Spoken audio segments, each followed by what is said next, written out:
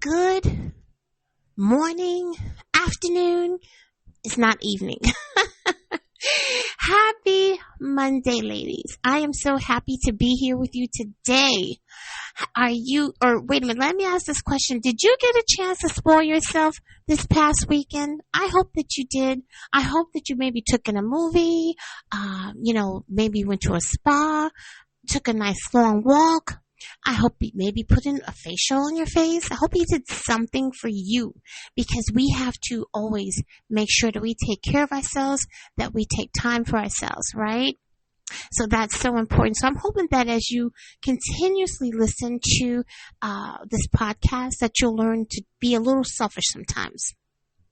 And with that being said, ladies, I want to tell you today that you are absolutely gorgeous.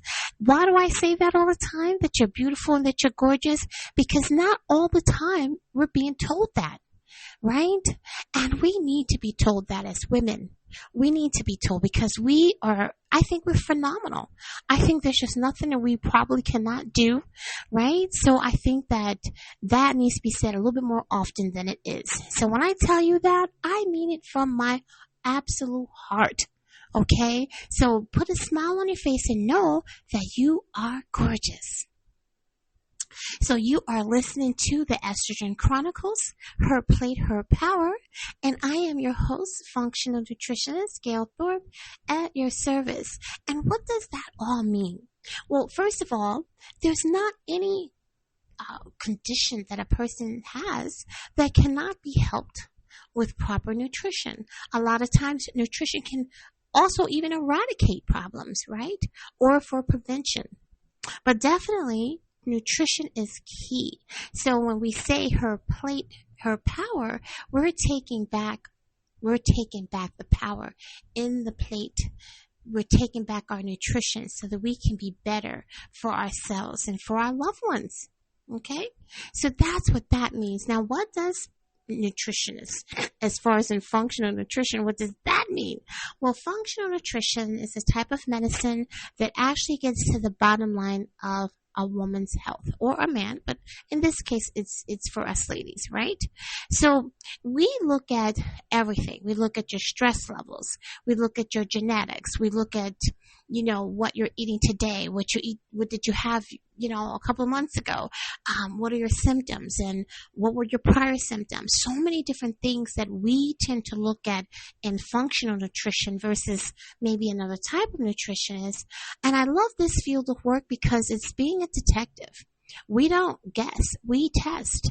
And with me being able to offer over 200 panels of genetics and regular testing and all kind of stuff for your hormones and for toxicity, all kind of things, I can't help but get to the bottom line of what's going on, right? So that's why I say I'm a health detective, because I am. Now, ladies, I want you to sit back and to relax. I want you to grab your tea, your coffee, your water, and if you have your wine with you, grab that too, so that you can just relax and enjoy this podcast, and we can enjoy it together. Okay, ladies. So again, welcome back. This is actually part 2 of our series on viruses and women's health. Last week, we talked about some key factors and how viruses affect us, right? So we're going to dig a little bit more into the nutritional compound of having viruses, right? So we talked about that last week, that we'll dig a little bit more into taking back our plate, our power. So our title basically is Viruses, Blood Sugar, and Hormones, Why Your Plate Matters More Than You Think. Because it really, really does. Now, again, in part 1, we talked about how the viruses can actually affect women differently, from the vaginal varroa to HPV, pregnancy, and beyond. Today, we're zooming in on a question I know so many of you have. How much does what I eat actually matter when it comes to viral infections? So like my hormones and my blood sugar. If you ever thought, I eat pretty healthy, but I still get sick a lot, or maybe my blood sugar and hormones are a mess, does that make me a magnet for every virus going around? Okay? And if you thought like that, then this is the episode for you. How about that? So we're going to basically connect the dots between nutrition, blood sugar balance, women's hormones, and your body's ability to fight viruses in a way that feels very empowering and also not too overwhelming, because I never ever want to overwhelm you ladies. I want us to feel, casual about everything and talk about everything so you know what to expect. So let's start with the big picture. So there is a two-way conversation happening all the time between your nutrition, your immune system, and infections. Okay? Now, researchers have found that when nutrition is unbalanced or insufficient, either you're undernourished or your diet is heavy on ultra-processed foods and light on nutrients, right? So your immune defenses don't work as well. Your gut microbiome shifts, inflammation goes up, white blood cells don't function optimal, and you become more vulnerable to infections and to having a harder time in recovery. Now, on the flip side of this, when you are nourished with enough calories, enough protein, we talked about protein, guys, a few episodes back. Make sure you take a look at that because protein plays a big role in our nutrition, our health. It really does. So make sure you look at that. So when we have enough calories, enough protein, and a wide range of vitamins, minerals, healthy fats, and fibers, your immune cells can actually do their job. What will happen is they'll recognize viruses, they'll communicate clearly, and clean them up. So no, one smoothie cannot block a virus. I think we mentioned that last week, right? But the way you eat day after day creates either a fertile soil for infections or a strong terrain that's much harder for viruses to take over. And that's what we want to build. Okay? So now let's talk about blood sugar. Because this is the link most women don't hear about when in the context of viruses, believe it or not. When we say blood sugar, we're talking about how high and how low your blood glucose goes over the day and how sensitive your cells are to insulin. So now studies show that poor glycemic control, meaning frequent spikes and crashes, or chronically high blood sugar like in prediabetes or diabetes, is associated with a higher risk and severity of infections, and especially respiratory infections. Now, you probably are wondering why. Okay, I gotcha. So, high blood sugar can impair white blood cell function, making it harder for your immune system to recognize and destroy viruses efficiently. Now, chronically elevated insulin and glucose actually drive low-grade inflammation, which is like a background static that confuses immune signaling. Okay? And if you're overweight or obesity, excess white adipose tissue itself behaves like an inflammatory organ, increasing inflammation, altering barriers like the respiratory and gut lining, which can make infections more likely and more severe. So you see how that's important, guys? Right? It actually can block and confuse the immune signaling, which would normally be able to go and attack a virus. So when these spikes of your blood sugar is happening, it can't, because you're having inflammatory inflammation in your body, it's confused. It doesn't know, is that something coming? What is coming? It doesn't know how to attack, because our body talks to each other. Our cells talk to each other. Right? So that's important. This is why people tend to have more infections when they are a diabetic. That's why. Okay? So when we talk about supporting your body against viruses, blood sugar balance is not just about weight or energy levels. It's a core immune strategy. Core immune strategy. Okay? So here's where it gets even more interesting and more female specific. Women's hormones, especially your estrogen and your progesterone, shift across the menstrual cycle during your pregnancy and in perimenopause and menopause. So those shifts change how your body handles blood sugar and how your immune system behaves. So a few key patterns in reference to this. So estrogen generally improves insulin sensitivity, meaning your cells respond better to insulin and clear glucose from your blood more efficiently. Now, as estrogen declines, think like late luteal phase, perimenopause and menopause in women often become more insulin resistant and more prone to sugar swings. So now across the menstrual cycle, some phases are a little more insulin resistant than others, which is why you may notice stronger carb cravings or feeling puffy and more inflamed before your period. Hormones also shape our immune responses. So women often have stronger immune reactions than men, which can be protective, but also is linked to higher rates of autoimmune issues. So we've been talking about autoimmune issues like your thyroid and things of that nature. So definitely, guys, take a look at these different things because as you can see, if you've been following through, they're all linked together. So now when we put it together, you can get this picture. When hormones are fluctuating wildly and blood sugar is unstable, your immune system is dealing with a lot of noise. And that makes it harder to mount a clean, effective response when a virus shows up at the door. Okay? So what we want is when that virus is saying, knock, knock, at the door, can I come in? If we have a strong system, that virus can't come in. And even if it tries to get in, we will kick it back out, right? That's the key. So let's bring this down to the plate level. So a lot of messaging around immune boosting focuses on a single food or possibly even a supplement. So it says like, eat this superfood, take this pill, right? This is what you hear all the time. You see this on TV. You see those commercials.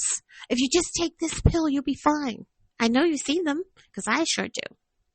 But the most powerful thing that you can do is build meals that, one, keep your blood sugar more stable, and two, provide the raw materials your immune system needs, and number three, calm chronic inflammation instead of feeding it. Okay? Because remember that inflammation is like a static. Because our body is sending signals all day long. Our hormones are sending signals all day long. Our cells are talking to each other. So when we are highly inflamed, it's like a static there. The communication is lost. So when it's supposed to, fight for you, it tends to not know what to do. So it does nothing.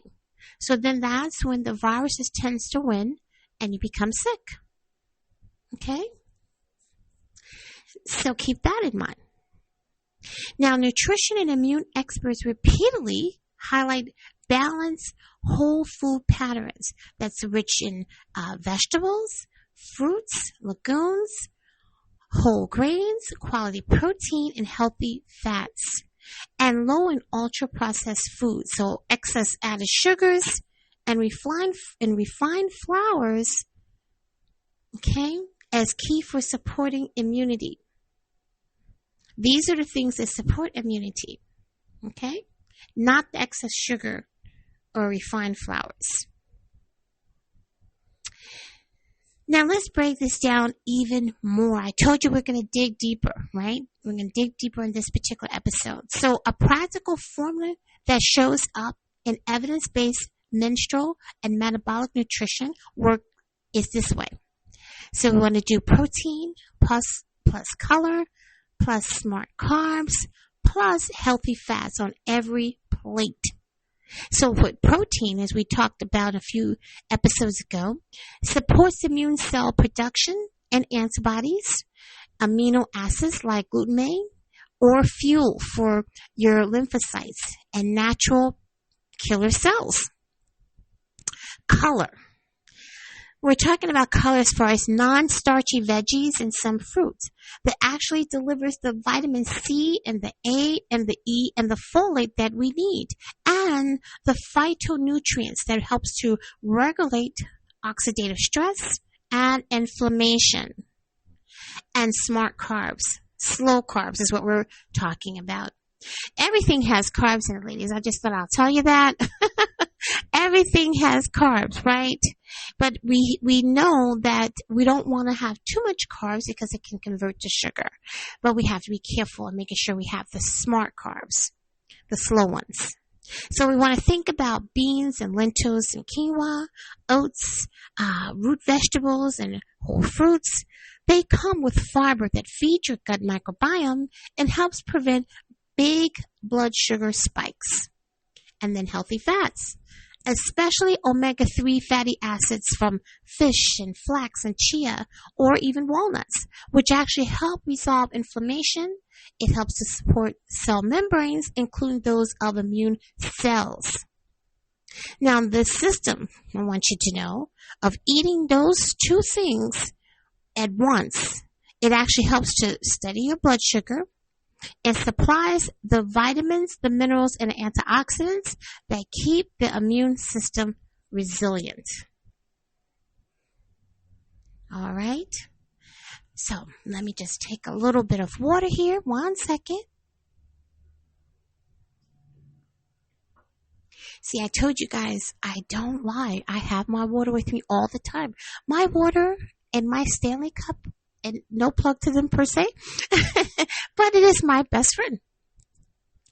Now let's talk about the elephant in the room. Added sugar and highly processed foods. Dun, dun, dun, here we go.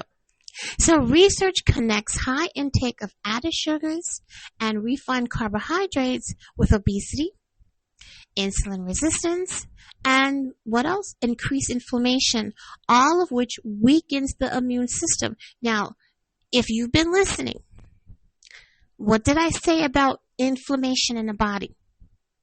It is like static. So when you're trying to do the right thing, if you have a lot of inflammation going on, it's blocking the signals. So therefore, your system doesn't know what to do and how to respond if a virus comes along. Okay? So when you eat regularly sugary drinks, pastries and candies, refined white breads and crackers and snacks, frequent naked carbs, like carbs without protein, fiber, or fat, you're creating a repeated blood sugar spike. Now that means repeating big insulin surges, more fat storage, and more inflammatory signaling. And what's happened with that now is over time, this pattern increases the risk of insulin resistance and type 2 diabetes, which are known to worsen viral infection outcomes. Okay?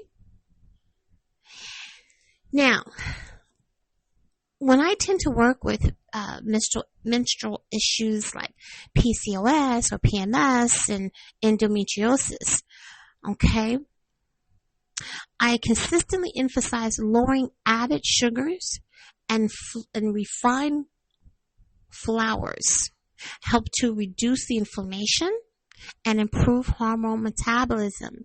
This is what I tell and work with my clients on. And what actually happens in turn, the bonus is that these same changes support immune function and your body's resilience when viruses circulate. And, you know, as I mentioned last week, ladies, I wanted to talk, I'm not particularly talking about the hantavirus that's out right now, but there's a few there's a few viruses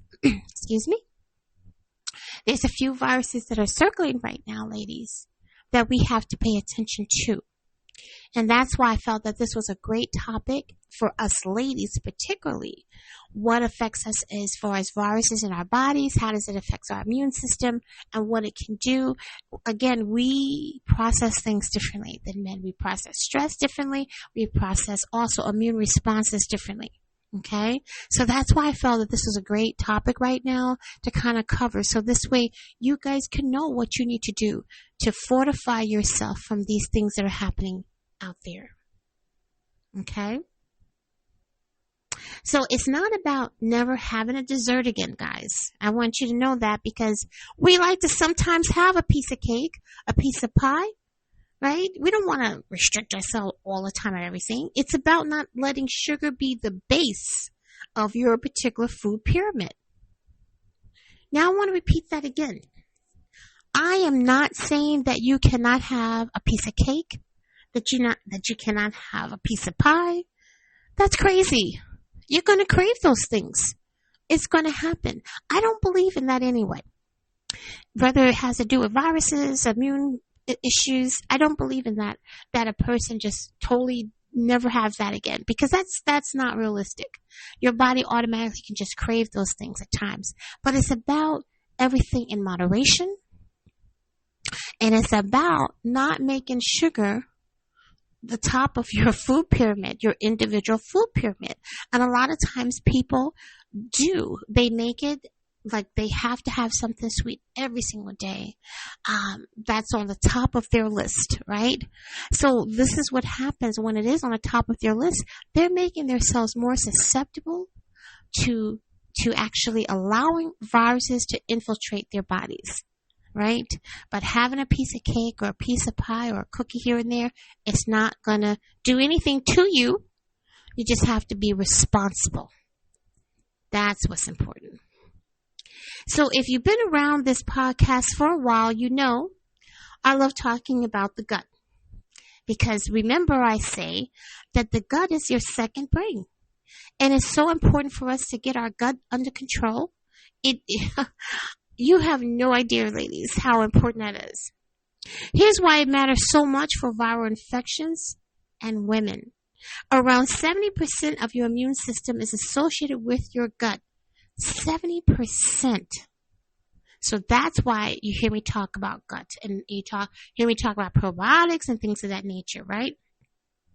So what you feed your microbiome, the trillions of microbes living in your intestines, directly affects inflammation, the barrier integrity, and immune function.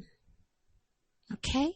So a high fiber, plant-rich diets increase production of short-chain fatty acids like butyrate, which is made when your gut bacteria ferment fibers. Okay? And that's something that we probably didn't even know. Right? So this actually helps to maintain the integrity of the gut barrier, so unwanted microbes and toxins are less likely to leak. I'm going to repeat that again, to leak into the bloodstream. And also to send signals that can also calm excessive inflammation, right?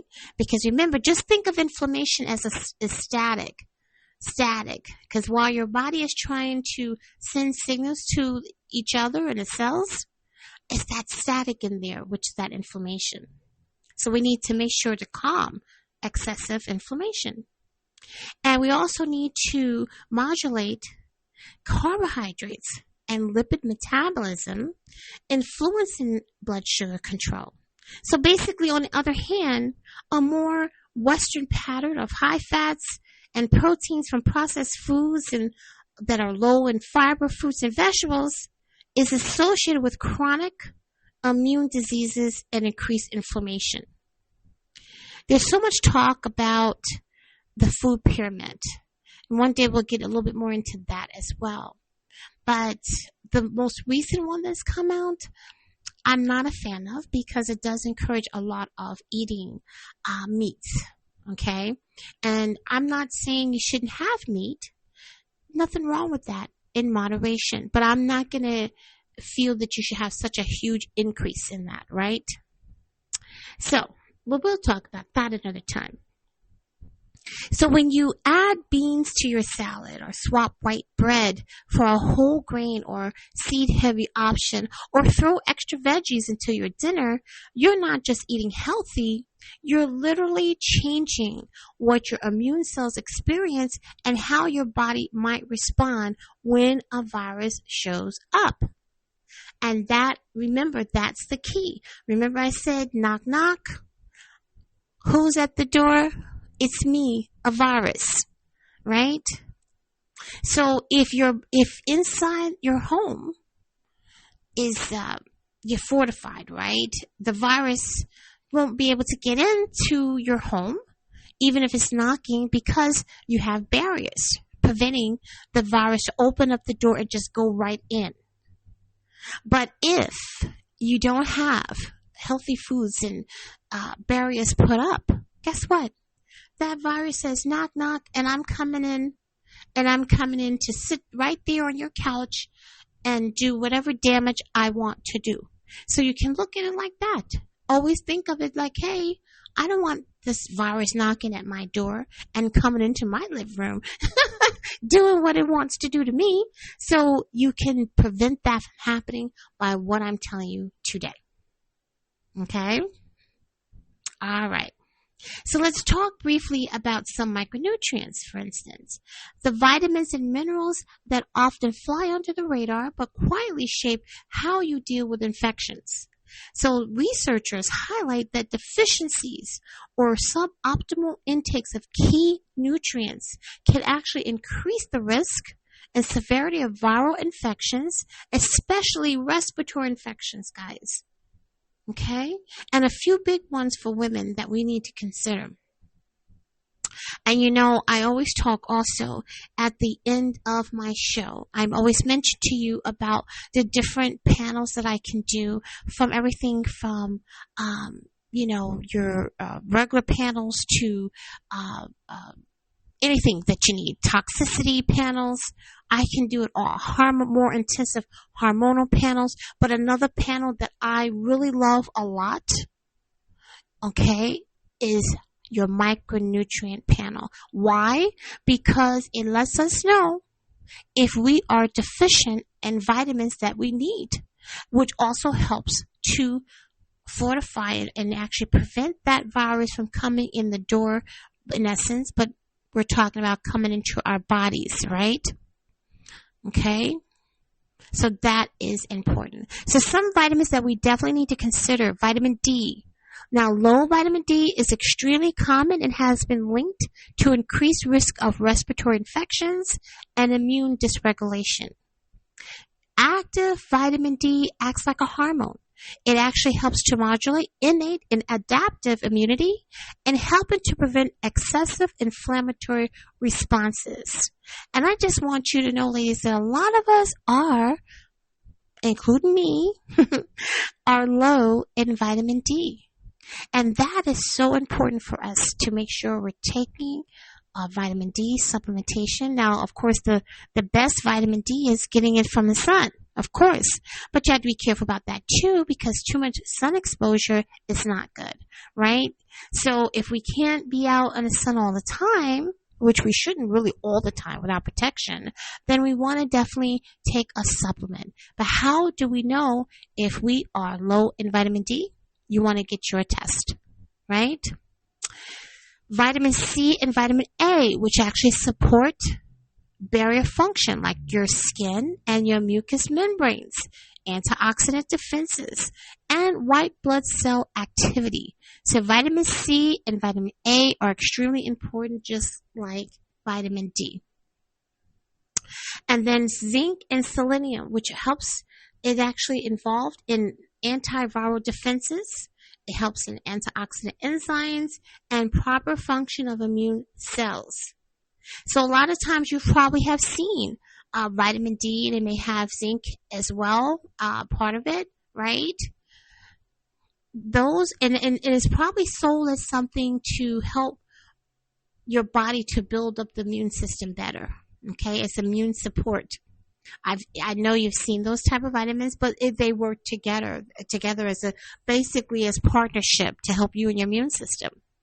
And then omega-3 fats, so EPA and DHA, they help resolve inflammation and support immune cell function. Now, you do not need a cabinet full of supplements. I am not telling you that. But you do need a diet that makes it likely you're getting enough of these. And for vitamin D especially, many women benefit from testing and targeted supplementation under the guidance of a nutritionist like myself or your provider, which will be your doctor. Okay? So let's turn this into a real day so it doesn't feel so overwhelming. I hope I'm not overwhelming you ladies. I don't want to do that. Okay? So a nice theory level we're going to talk about here. Okay? Now I'll give you an example of how a woman could eat on a typical day to support the blood sugar, the hormones, and viral resistance. Okay? So in the morning, you're going to wake up and you're going to do a protein-rich breakfast within a couple of hours of waking up. So, for example, you want to have eggs or maybe a tofu scrambled with sauteed greens and sweet potato plus a side of berries.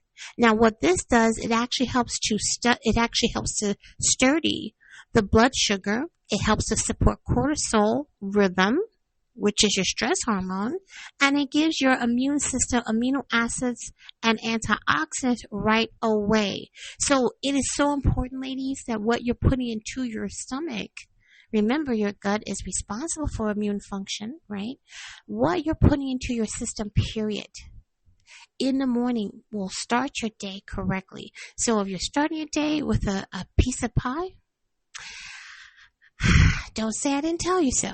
What can happen next, right? So you want to start your day correctly. And then midday, which will be lunch. Now that can be built on protein plus color, plus smart carbs, plus fat. That's the formula, right? So think about salmon or lentil salad over a leafy greens with quinoa, roasted veggies, avocado, and olive oil dressing. Okay? Now, for the afternoon, if you need a snack, and most of the time we do, so you choose something with protein and fiber, like hummus and a veggie stick, for instance. You could do a Greek-style yogurt with chia and a few seeds, or a handful of nuts and an apple. So you're not riding a blood sugar roller coaster until the evening. Because remember, when we have sugar spikes throughout the day, it starts to create a lot of static and inflammation, which is an opening for viruses to get in without any kind of protection and cause havoc. So we don't want that. So evening, okay? So dinner that doesn't revolve around white pasta or bread. So, for example, a stir fry with chicken or tempeh mixed with vegetables and brown rice or cauliflower rice, or a bean and veggie chili with a side salad and a drizzle of olive oil. So the key is across the day, the focus is on reducing big sugar hits, feeding your microbiome, okay, and giving your immune system enough protein and micronutrients to function. Just 1 second, ladies. Okay, ladies, I'm sorry I had a little cough there. Okay. So as I said, so across the day, the focus is on reducing your big sugar hits, and you want to feed your microbiome and giving your immune system enough protein and micronutrients to function, all while working with your hormones instead of against your hormones, right? That's the key. We want to work with our hormones. We don't want to work against them. Okay? So I want to end with some reassurance. You do not have to eat perfectly to support your immune system, first of all, your hormones and your blood sugar. Okay? But you also don't have to feel powerless when it comes to viruses. The research is clear. that balance real food nutrition, fewer added sugars and refined flours, and will actually stable blood sugar, all improve your immune system function and reduce the severity of infections. So rather than chasing the latest immune shot, right, focus on boring, beautiful basics, if you will. I would have to say beautiful, right? Always that. So make sure you have regular balanced meals. Make sure you include plenty of plants and fiber, enough quality protein, healthy fats, including omega-3s. Make sure you're aware of the sugar and ultra-processed foods that you may want to consume, because your immune system and your hormones and your future self will absolutely feel the difference. Okay? All right, ladies. So now it's time for us to get into the gift. Okay? All right. So I do have today an immune power salad for you. Now, this salad is actually designed to support immune function, which will help with building your system. So when I talked about lunchtime, this is something you can have for lunch. Okay? So remember, everything is what? Organic. So we're going to do 3 cups of mixed leafy greens, so spinach, kale, arugula mix. We're going to do 1 cup of finely shredded red or green cabbage. We're going to do 1 medium carrot that's grated, and then a 1/2 cup of roasted beet cubes. Pre-roasted or store-bought is fine. A 1/2 cup of cooked quinoa that's cold. 1/4 cup of pumpkin seeds, okay, that's slightly toasted.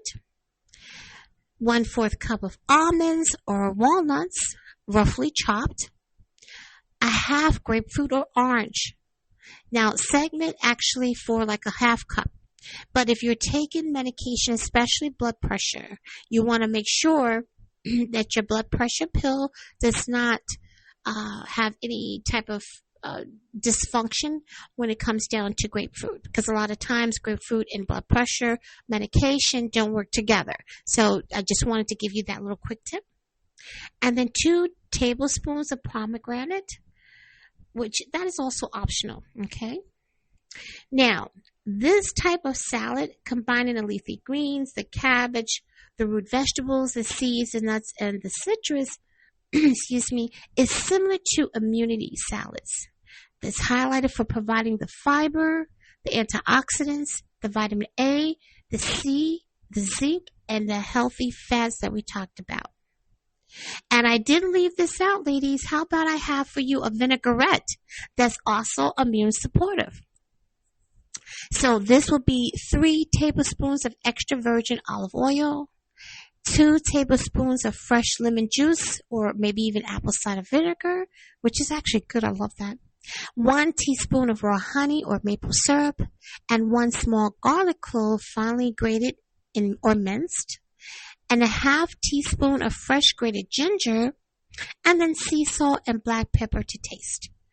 Garlic and ginger are often used in immune-focused salads for their anti-inflammatory, antimicrobial properties, while olive oil and citrus provide the healthy fats and the vitamin C. So what you want to do, you want in a large bowl, you want to combine your greens, your cabbage, your carrot, your beet, and quinoa. You want to then add your grapefruit and your orange segment and a pomegranate, if you're using it, and your pumpkin seeds and nuts. And in a small jar or bowl, you want to whisk or shake together all your dressing ingredients until it's emulsified. And then you want to pour the dressing over your salad just before serving and toss well to coat. Ah, that sounds so delicious and so good. You see, I take care of you. I didn't leave you out when it came down to the dressing. You see that? Okay, guys. So why does the salad support our immunity? So leafy greens and cabbage is high in vitamins A, C, and K, and folate, and antioxidants. and cruciferous vegetables are noted for anti-inflammatory and a detox support, right? The carrot and the beet provides the beta-carotene and vitamin C, which help maintain a barrier of defenses and antioxidant protection. Now, the quinoa as a plant-based protein and fiber, which helps in stabilizing the blood sugar, support the gut, which is central to immune health. I'm quite sure if you haven't learned anything else in this particular podcast, you know how important the gut is. Pumpkin seeds and nuts, which are rich in zinc and vitamin E, and healthy fats that are important for immune cell function and reducing antioxidative stress. And the citrus and pomegranate are excellent sources of vitamin C and polyphenols, commonly highlighted in immune-boosting salads and citrus salad collections. And our garlic and ginger and the dressing used frequently is immunity salad dressing for their antimicrobial and anti-inflammatory effects. Now keep in mind that this kind of salad won't prevent infection on its own, but it actually helps to feed your immune system with vitamins, minerals, antioxidants, and fiber, and healthy fats that help it to respond more effectively when you do encounter a virus. Wow, a lot of great information today. I think that we dug pretty deep into how nutrition can play a role as far as us ladies are concerned, and with our hormones and the right type of signaling that we need, the inflammatory response that we talked about, and all of the things that we need to help our bodies to build a system of that barrier. So when that virus comes knocking at your door, which is basically trying to enter your body, because of the barrier that you have built based upon the right type of minerals, antioxidants, and vitamins, and fats and protein, it won't be able to. And if it does get in, guess what happens? Instead of having all of that static that's going on, where your body is talking to each other, saying, wait a minute, didn't something just come in here? What do we do? It'll know what to do. And it will start attacking that virus and killing it, so you don't have to worry about it ever again, right? So that's important, guys. That's important for any virus, including colds. So we just want to fortify our body. That's the key, and that is the goal. Okay, ladies. So we definitely, like I said, we've covered a lot today, and I'm so glad that this was part 2 of the first episode about viruses and what women we tend to have, which ones we do have, and how they penetrate us. And this one was doing a more of a deep dive into nutrition and how our blood sugar and our hormones, all of these play a role in having viruses. And remember, when we have a lot of, let's say, the blood sugar spike that's going on throughout the day, it actually helps for viruses to penetrate, okay, as we talked about. So we want to definitely keep everything balanced. Not saying that you can't have a piece of cake, a piece of pie from time to time. You absolutely can. But we also need to make sure that we do everything in moderation and not keeping sugars and highly processed food part of our personal food pyramid that we have every single day. All right, ladies. So now that we have talked about part 2, we're done with that. I just want to tell you thank you again for joining me for another week of the Estrogen Chronicles. I have some really great things I want to share with you coming up soon, including merchandise. So this way you can always have that in the back of your mind, that I'm going to protect myself and my health, and I'm going to use it by eating the right things. Because there is power in my plate, right? And if you've been following us a long time now, you will know that. And if you are not sure about all of these things, because this might have been a little overwhelming because there was a lot of information today and you're not sure. Don't worry. That's what I'm here for. As a functional nutritionist, I would love to be able to work with you. All you have to do is go to www.nutritionudesign.com. And again, that's www.nutritionudesign.com. And let's work together. Let's work together. I have all of the testings for you to be able to test and see where you are with your hormones, a lot of deeper type testing when it comes down to toxicity, when it comes down to genetics, all kind of great stuff to really get to the bottom line of what's going on with you. And then from there, you get a customized program just for you when it comes down to your nutrition, when it comes down to your supplements and your stress levels. The whole thing would just be all about you. So go to www.nutritionudesign.com and make an appointment. Let's get together. Let's work on this, right? From woman to woman, I understand you, and I don't mind spending the time it takes to make you healthy again.